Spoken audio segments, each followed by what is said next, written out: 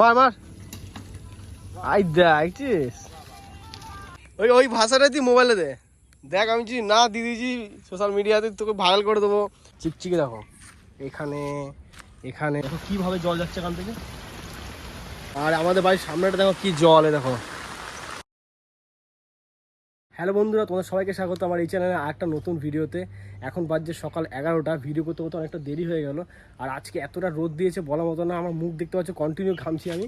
আর এখন বাইরে বসে আছি কী কারণে, তার কারণ হচ্ছে যে আমাদের ঘরের অনেক দেখো কি জিনিস চিকচিকি দেখো এখানে এখানে অনেক অনেক চিকচিকি জমে আছে। তো এগুলো সব বৃষ্টিতে ভিজে গেছিলো, ওগুলো রোদে শুকাচ্ছি। আর এগুলো এই কটা ছিল ঘরের মধ্যে, তো এইগুলোকে সব এখন আগুন দিয়ে পোড়াতে হবে, কারণ রোদটা অনেকটা উঠেছে। এক একদিন তো এত বৃষ্টি দেয় মানে রাস্তাঘাট পুরো কাদা কাদা হয়ে থাকে, আর এক একদিন এমন রোদ দেবে মনে হচ্ছে সেই রাজস্থানে আছি, এত গরম লাগছে আজকে।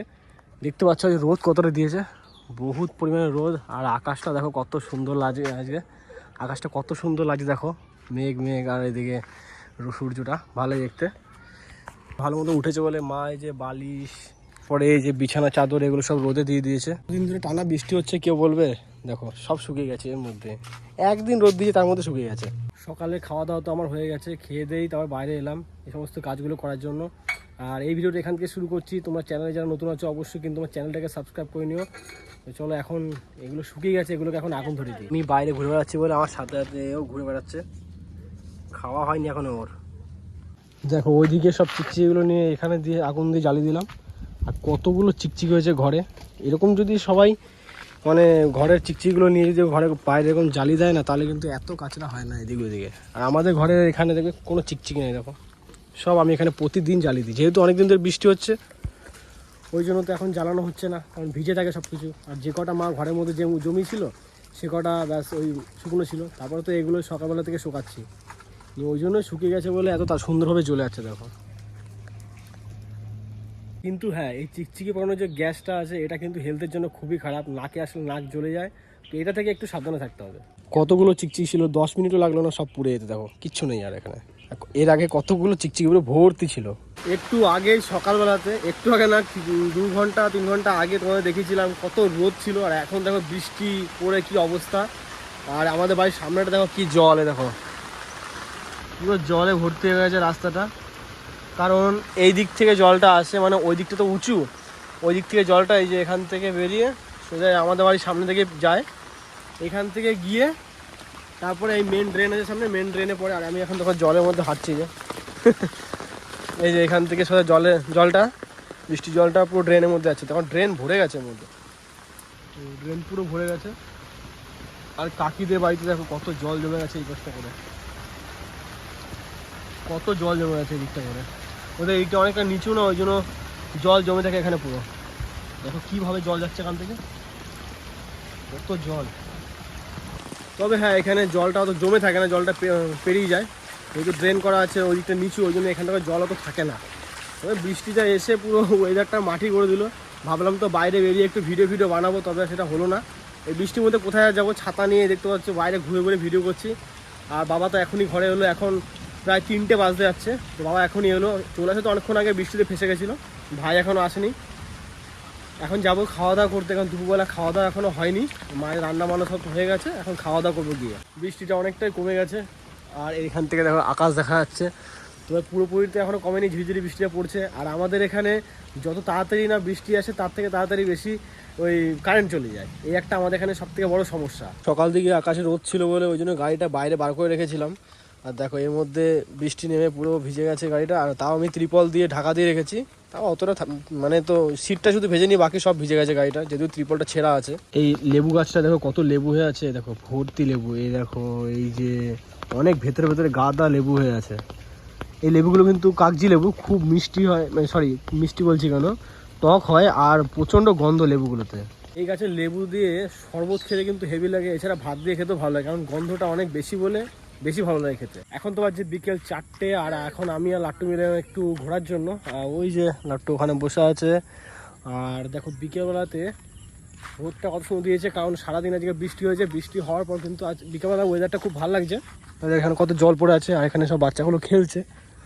এইটা হলো আমাদের টেকনো ইন্ডিয়া কলেজ, তার পাশে আছে এই যে খাদ, এই খাতটা তোমাদেরকে একদিন দেখাচ্ছিলাম না, ওই ধার থেকে ওই দেখো ওই পাশ থেকে একদিন দেখাচ্ছিলাম খাতটা, সেই খাতটায়। তো আমরা আজকে আছি এই খাদের এই পাশটা করে।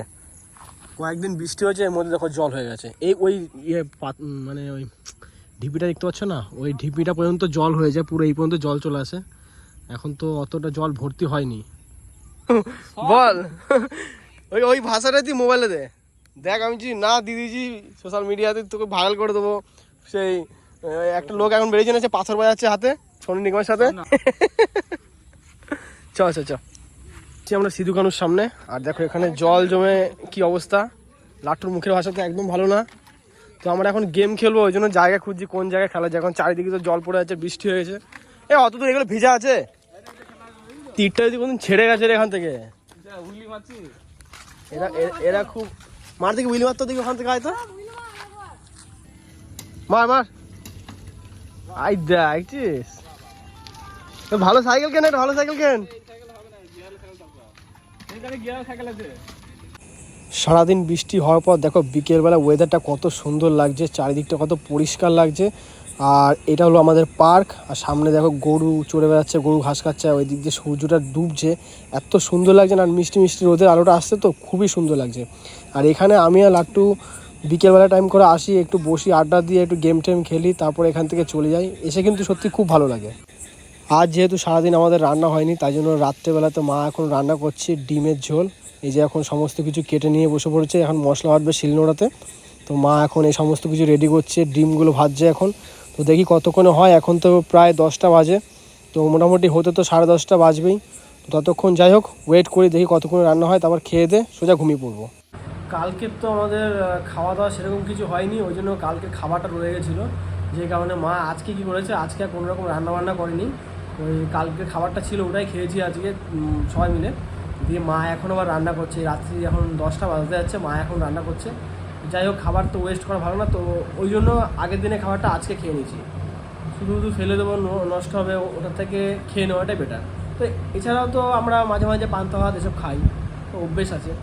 যাই হোক মা এখন রান্নাবান্না করছে, আর আমি দরজাটা একটু বন্ধ করে দিলাম, কারণ বাবা টিভি দেখছে, টিভির আওয়াজটা আসলে ভিডিওর মধ্যে খুব বাজে শোনায়। আর আমি এখন নিজে কিছু কাজ করতে বসেছি, তো সেই কাজগুলো করতে হবে।